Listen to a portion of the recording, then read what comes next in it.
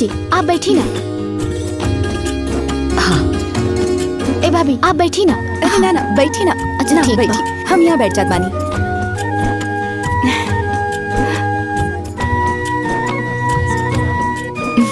चला अब सब लोग एक एक को कथा कह के पूजा के पुरावा। अम्मा जी आपे शुरू करी ना, फिर हम लोग एक एक कह के 5 पूरा कह दिहल जाई।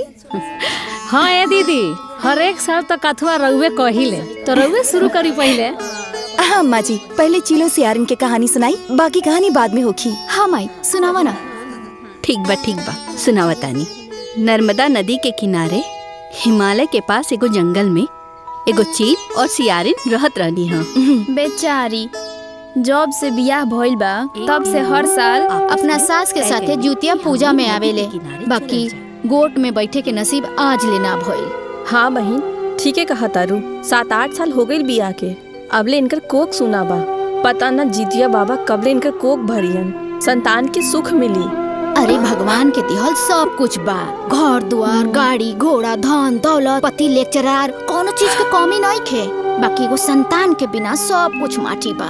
देखो पता न कब इनका संतान सुख मिली। अरे का संतान सुख हुई, आज तक ले पत्थर पर कबो दूध जामल बा कि जामी। अरे ई तो बाझिन बड़ी बाझिन, इनकरा भाग में संतान सुख नहीं खे लिखल। अरे नाना बहन ऐसन बात मत कहा, अब जमाना कहाँ से कहाँ बढ़ गई, विज्ञान आगे बढ़ गई बा। अब लड़का पैदा करे के बहुते उपाय हो गई बा। अरे कोनो उपाय कर लेवे के चाहिए। अरे ना हो, बेटा चाहे बेटी गोद ले लेवे के चाहिए। गोद लेला से संतान के तो सुख हो जाई है? लेकिन आपन ना कहाई। हाँ सही कहत बाड़ू।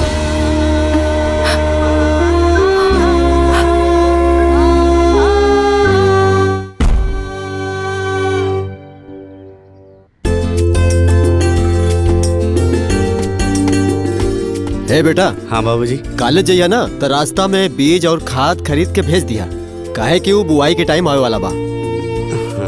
और सबके व्यवस्था पहले हो जाए तो ठीक रही। ठीक बाबूजी हम भिजवा देब। हाँ चला तनी। ठीक बा। ई ली रउआ लोग के चाय। हम के दे। माई हम ही रख के आवतनी। हाँ हाँ। अरे रुकिए अम्मा जी, चाय ना पी। काहे? पहले ई ली, प्रसाद खा ली। तनी सा दा, तनी सा। ले अम्मा जी। हम हो गदा बाबूजी। प्रसाद। हाँ। अम्मा जी हम जुतिया के प्रसाद गांव में बांट के आवत बानी। ठीक बा। भौजी हम चली। अरे ये तो और अच्छा हो जाई, तू भी चला। ननन भौजी मिल के बाटी तब प्रसाद जल्दी बढ़ जाई। ठीक बा चली। हाँ। आई चल जाओ। ई टोला से दूसरा टोला तक पूरा प्रसाद बांट के आवे के बा। हाँ ठीक बा। चाची ए ली जियोत्या के प्रसाद। चल ए बाबू इन्हें आई। इला बाबू जियोत्या के प्रसाद। इला ला तू भी ला। और बाबू इला अपन माई के दे दी है। चलो झटक के तनी। ठीक बा। इला चल लेके जा। हाँ। अरे चाची हाँ। रुकी। इली प्रसाद। ना ना हम भूखल बा। चाचा तू प्रसाद ला। और मिली का? इतने में संतोष करी, अब जाने देवे के बा। अरे माई हे के कर प्रसाद। ओए तूनी के कितना बार मना कइले बड़ी नु कि बर बाजन के हाथ के दियल कुछ ना खे खाए के, लेकिन तोनी के मन बस ना। आय आज के बाद से ई बझिनिया के हाथ के दियल कुछ खइबा नु त हमरा से बाउर केहू ना हो, मार के कतान क देम। बुझा गई? अरे भगवान ना करस कि कोनो ओझा गुनी से फुकवा के खिया दिनु त गेलहा जइबा लोगिन। भौजी और लोग के भी प्रसाद बांटे के बा, इनका बात पे ध्यान मत दा। चले पकलोल कहीं का। चल अरे चल। अरे दीदी हम ना अपना पतोह के गोद भराई करता नहीं, उहो पूरा धूमधाम से। रउआ समय से आ जाए। ए बहन हम न कल जुतिया भूखल रहली हाँ, त आज न तबियत ठीक नहीं खे। हम एक काम करब, अपने पतोहिया के ना श्वेता के साथ भेज देब समय पे। अरे ना दीदी बुरा ना माने, वो का है ना हम अपन पतोहिया के गोद भराई करता नहीं। अब बड़ बुजुर्ग के कहल बा कि गोद भराई की रस्म में बांझिन औरत के साया ना पड़े के चाहिए दीदी।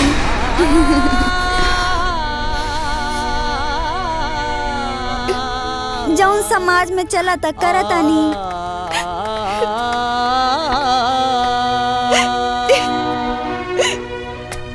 भौजी चुप हो जा भौजी। दूसरा के बात पे दुखी ना होए के चाहिए। दुनिया के सुन के चलबू ना तो जियल मुश्किल हो जाई।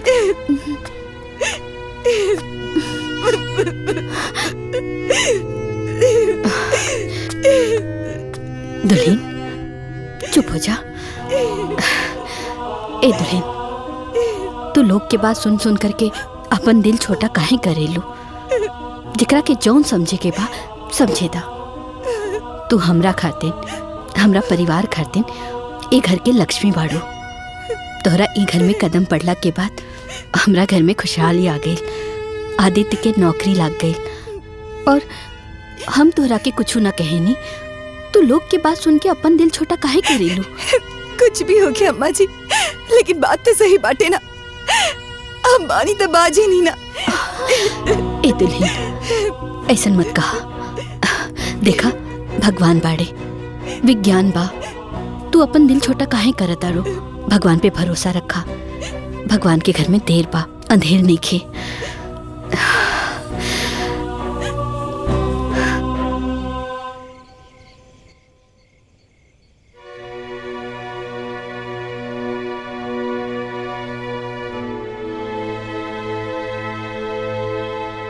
बस एगो संतान सुख बिना सब सुख मिट्टी बराबर। अरे ई तो बाझिन बड़ी बाझिन।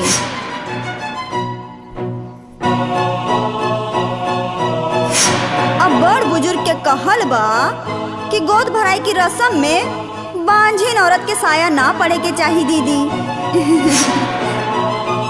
का सोचत बाड़ू? कुछ ना, बस ये कुल के वंश के आगे कैसे बढ़ावल जाई ये सोचत बानी। कौनो बात दुनिया से छुपावल जा सकेला, खुद से ना। आँख बंद कैला से दिन रात में ना बदल जाई। दिन तो दिन होला, चाहे आँख खुलल रही चाहे बंद रही। तू बांझ बाड़ू और रहबू।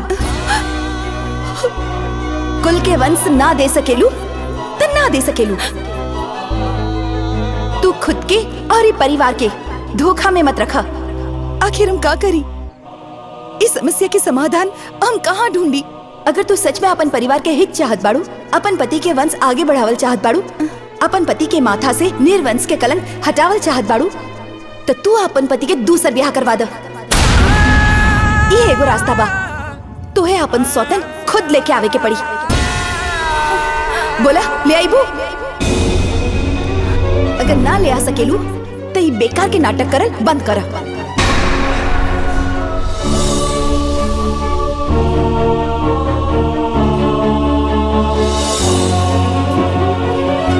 इली ब्लैक कॉफी। बाबूजी ये आपकी जीरा पानी। माँ जी ये आपकी दूध के चाय। हाँ बाबूनी ये तो है लेमन टी। बहू के सबके ख्याल रहेला। अरे तो भौजी के करबाड़ी हमार लाखों में एक बाड़ी हमार भौजी।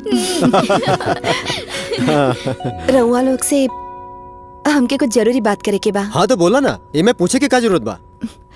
आप इनकर दूसर ब्याह करवा दी। बहू ई का बोला तारू? हम ठीक कहा तानी बाबूजी। एक घर के खुशी बरकरार रखे खातिर, एक कुल के वंश आगे बढ़ावे खातिर इनकर दूसर ब्याह करवा दी ठीक रही। आप तो जानते बानी कि हम कभी मां न बन सके नहीं। पगला गेल बाड़ू? ई का ताड़ू? तारा के कितना बार बोलनी हो अनाप शनाप मत बोलल करा। अरे वंश बढ़ावे खातिर बहुते उपाय बा, खाली दोसर ब्याह कईल जरूरी नहीं खे।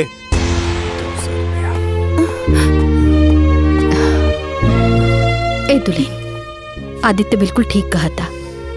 इकुल कईल ठीक नहीं खे। समझे की कोशिश करा बेटा। हाँ बहू, आदित्य के शादी करा के तू अपने हाथ से अपना पैर पे कुल्हाड़ी मारे चाहता रू? जब कुल्हाड़ी खानदान के जड़ पे पड़त होके ओके अपन पैर पे मार लिया ली अच्छा होगी। इस समय पैर ना खानदान बचावल जरूरी बा।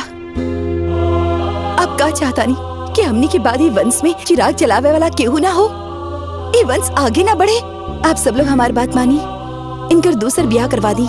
ए में सबके भलाई बाटे, हमार भी और ई परिवार के भी। ए बेटा, एकर दूसर भी उपाय बा। एक काम करा, तू एगो लइका गोद लेला, तोहर गोद भी भर जाई और हमनी के वारिस भी मिल जाई। अम्मा जी, गोद लेला से वारिस तो मिल जाई, वंश ना। वंश तो अपन अंश से ही आगे बढ़ेला। पगला गेल बाड़ू, दिमाग काम नहीं करत। अरे बार बार समझावला के बाद भी बात समझ में नहीं क्या आवत। आकांक्षा, ये सब तू जितना आसान समझ रहल बाड़ू ना, सौतन के साथ रहल उतना आसान नहीं खे।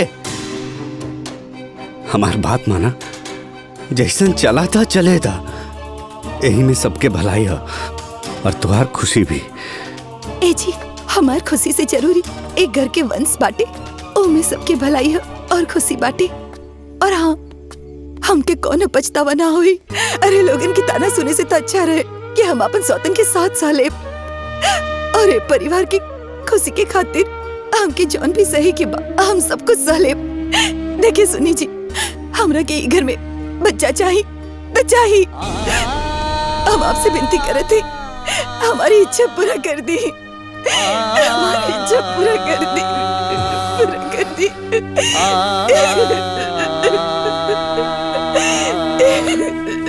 आकांक्षा, ठीक बा,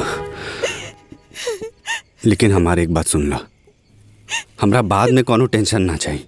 तू ओकरा के ज्यादा मानेला, हमरा के कम मानेला, ओकरा के ज्यादा प्यार करेला, प्यार बटता, ये सब हम कुछ ना सुने के चाहिए। बढ़िया से सोच ला, समझ ला, समय ले ला, तब फैसला लिया। हम खूब अच्छा से सोच ले बानी, हमरा कोनो शिकायत ना रही। ठीक बा, बाकी बाबूजी से पूछ लिया, वो जौन कहिए तौन हुई, उनकर फैसला ही आखिरी फैसला होगी।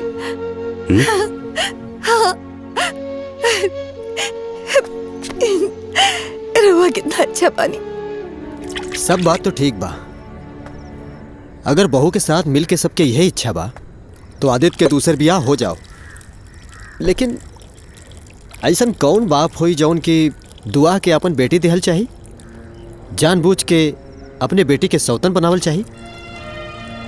ए जी, उ जौन अगुआ बाड़े त्रिलोकी, रउआ उनकरा से बात करी।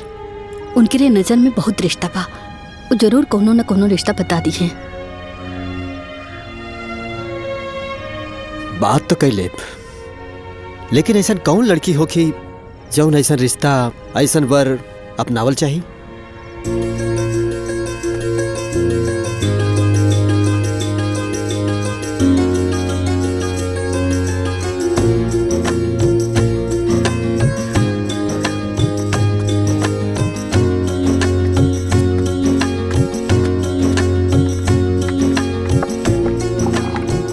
रख दो। नमस्ते। नमस्ते। कहो? जा बेटा, तू अंदर जा।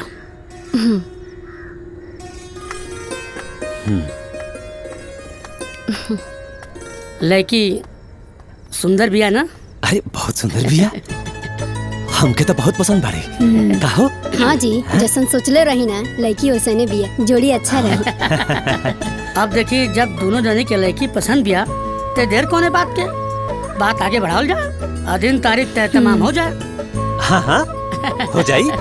बाकी तनी सुना और नजदीक आओ, तनी समधीन जी के भी बुला ली, आगे के बातचीत हो जाए। हाँ?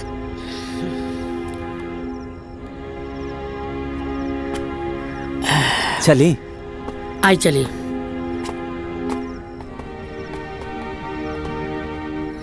लड़की हमनी के बहुत पसंद बिया, लेकिन का सोचले बनी, का लेबे देबे के बा, ये बियाह कैसे होई? इका कहते भाई साहब, हाँ? दान दहेज के कोनो बतिया नहीं भइल रहल। तो हम दहेज कहाँ मांगता नहीं, हाँ? हम तो दहेज के खुदे खिलाफ में रहिले। अरे हमके कुछ ना चाहिए, बाकी एक बात बा, जब हम कुछ लेब ना तब हम अपना जेब से खर्चो ना करे। फिर कहल का चाहता नहीं, हमके का करे के पड़ी? समाज के दिखावे खातिर खिचड़ी पर कूलर, फ्रिज, वॉशिंग मशीन दे दी, और बारात आवे में 2 लाख के खर्चा बा, वो दे दी। 2 लाख? बस और कुछ ना। और आगे के हम सब समझ ले, रहुआ के कोनो चिंता करे के जरूरत नहीं है। रउआ जी कह रहल बानी उ पूरा करे खातिर त हम अपन पूरा संपत्ति भी बेच देब ना, तब वो पूरा न कर सकब। हम बस अपन बिटिया दे सकतानी और कुछ देवे के हमारे हैसियत नहीं के। हाँ भाई साहब, देखी लड़की के बाप ना है, वो कुछ समय पहले ही स्वर्गवासी हो गए बड़े। एगो नादान भाई बा, अब जानते हैं ऐसे तैसे करके घर के पेट पर्दा चलेला। बस घर के स्थिति देख के कुछ विचार करी, दया दृष्टि करी, अब लड़की के उद्धार करी आप। अरे तो कितना विचार करी, कितना दया करी। हम दहेज तो मांगते नहीं की। हाँ, अब इतना ना करी हैं तो हमारा आस पड़ोस के लोग का कही हम कि अपना बेटा के ले जा करके कोनो दरिदर के यहाँ शादी कर दलन। ना ना, हम अपन बदनामी ना कराई।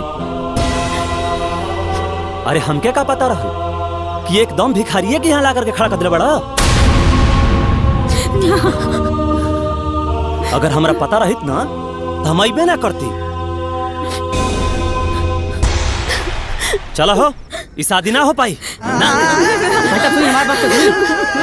एकदम दरिदर भिखारी के यहाँ ला करके खड़ा कर दे बड़ा। हम ना भाई अरे ना हुई हटा।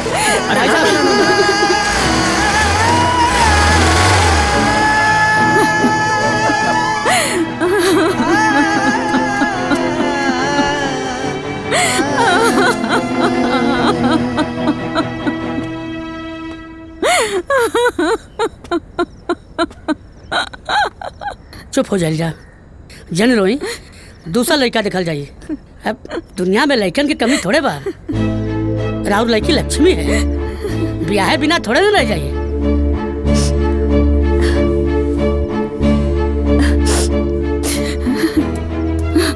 हमार परेशानी सुने वाला केहू मिली तब ना कैसे हुई हमार बिटिया के ब्याह। माई, अरे माई तू चुप हो जा, चुप हो जा माई, मत रो माई। हमके ब्याह नहीं के करेंगे माई, हम तोरा साथे रह माई। हम तो के छोड़ के कहीं ना जाए माई, कहीं ना जाए।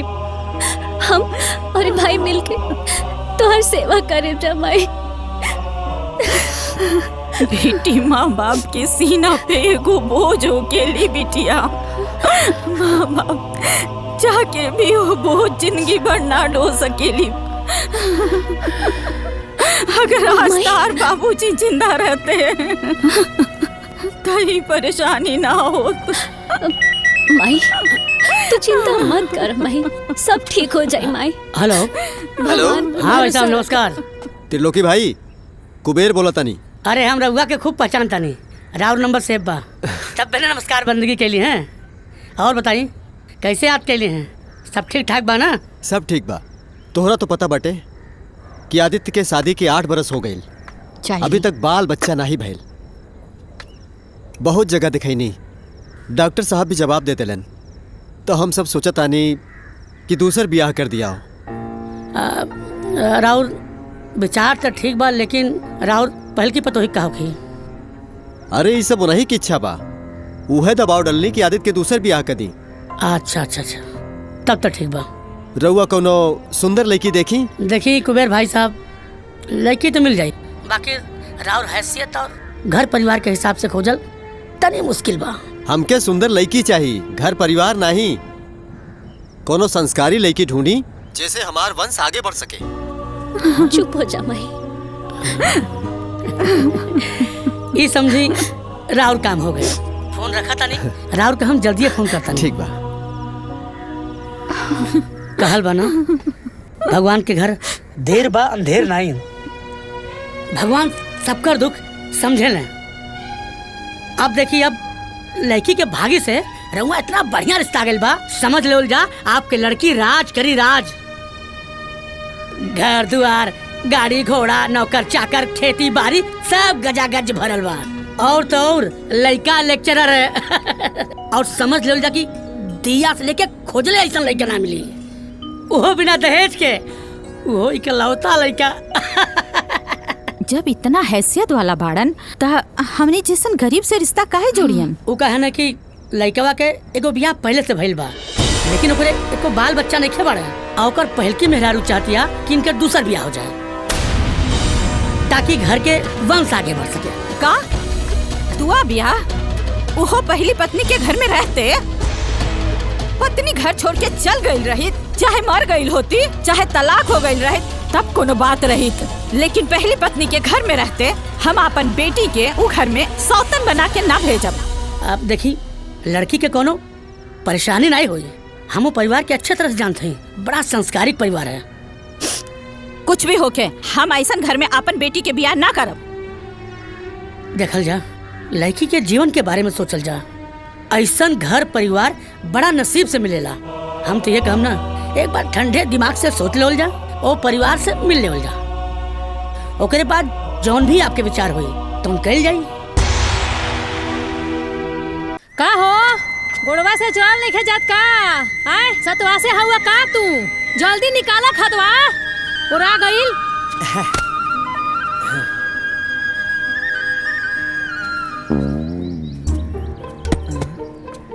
अब खड़ा होके ताकत का बड़ा आए चवनिया मुस्की मरा तरा निकाल के ले कई बकिना।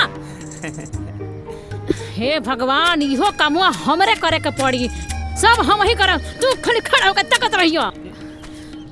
अरे ई का खाद मंगले रहनी हा, अब मार जे गेहूं अगर आइल लेके आइल बड़ो आए। अरे हमार त किस्मते फूटल बा कि तारा संग निमाहा ताने दोसर मोगी रहती सनु तो छोड़ के भाग गई रहती सन नैहर।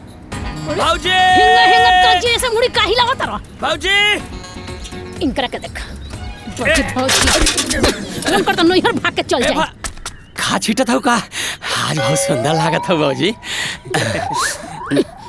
भौजी केकर भौजी हो? हां केकर भौजी? इनकरा से 4 साल जेठ हुआ। ठीके लगवा कहेला आबरा के मौगी आ गांव भर के भौजी। अरे भौजी देखाइन में छोट बा, हमरा से 4 साल बड़ बा। अरे या जैया मार सिटिया में उमरिया कब लिखा ले? ए जैया अजय भैया बताओ ना, ये हमार भौजी बाड़ी ना, हम इनकरा से मजाक कर सकिले ना? जाए मन बुद्धि जिंदगी भर बकलोले रह जाइबा। ए भौजी गुस्सा तो का सुनली है आदित्यवा के दूसर बियाह हो जाता। होखे दी खूब मजा आई। मजा? वो कैसे? जब आंगना में सौतीन में झोटा पकड़ के पटका पटकी होई नू तब समझ में आई। हाँ आई बतिया तो मेरे दिमाग खोई में नहीं आया। देखा बेटी हम तहार सब बात मानतानी, हम मानतानी कि घर द्वार धन दौलत के कोनो कमी ना होगी, ओकरा उ घर में सब सुख सुविधा मिले। बाकी लइका में तो धाक बाना। अब तू ही बतावा जियत मछली घोटा ले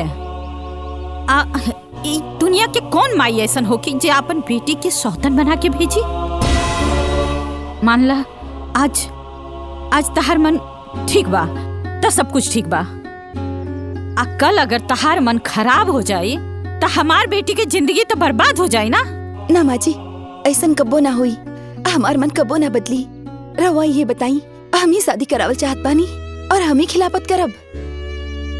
देखी माँ जी रउआ मन में कोनो प्रकार की दुविधा मत रखी, बस रउआ ये सोची हमरा और बड़ बेटी बानी और अंजलि हमार छोट बहन।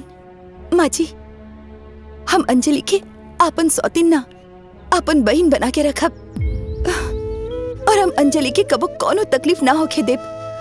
वो हमेशा खुश रही है माँ जी। जेकरा तोहरा जैसन बेटी होके ओकरा कौन बात के चिंता बा? हम जानत आनी कि अंजलि के वहाँ कोनो तकलीफ ना होगी। बाकी हम मजबूर बानी, हम ओकर माई बानी ना, हम ये फैसला ना ले सकब। अगर अंजलि के मंजूर होके तो हम तैयार बानी, उनकरा से पूछला। ठीक बा।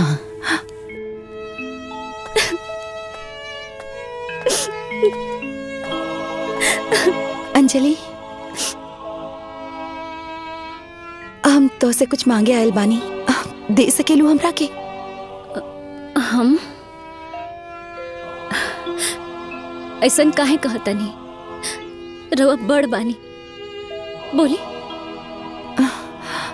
अंजलि, तू तो जानत बाड़ू कि हम मां ना बन सकेली। हमार किस्मत में माई बने के सुख नहीं के लिखल। हम अपन पति के परिवार के संतान ना दे सकेनी। हम भी अपन अंगना में किलकारी सुने चाहत बानी, अपन परिवार के सुखी देखल चाहत बानी कि हमार परिवार खुश रहे।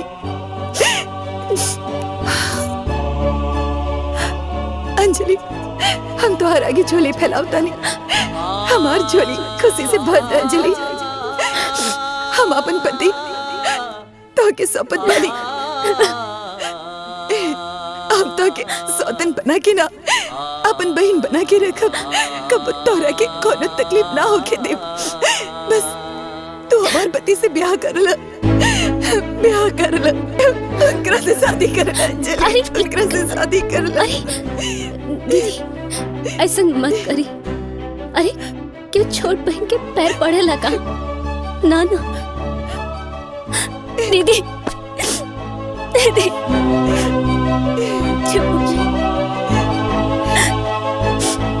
दीदी, हम ब्याह करे खातिर तैयार बानी। अंजलि, भगवान करे हमार सारा खुशी हमार बहन के दे दे। हमार तो भाग्य खुल गई। आज हमके दो दो गो बेटी मिल गई। हाँ माई, हमरा के दो माई मिल गई नी। अंजलि, हाँ, अब तो तैयार हो जा। हम छेका की तैयारी करत पानी। माई,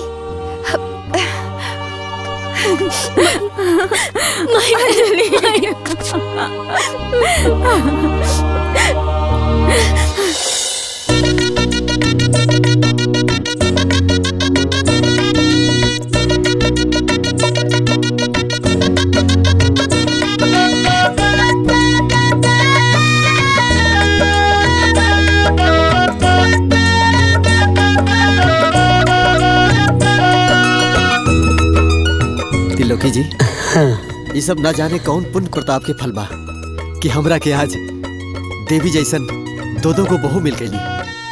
कुबेर जी, सब ऊपर वाले का आशीर्वाद और कृपा है।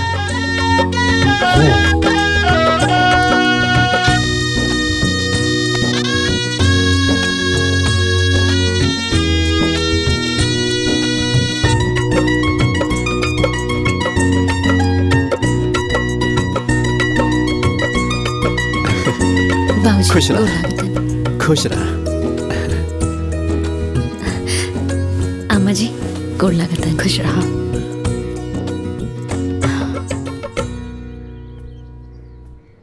अच्छा समधिन जी, अब हमने की आज्ञा दी। चला चलिए। ना माँ जी, आप लोग जाइए, हम यही जा रहा। एजा का करबो? माँ जी, ये हमार मायका बा और हम घर के बड़ बेटी बानी।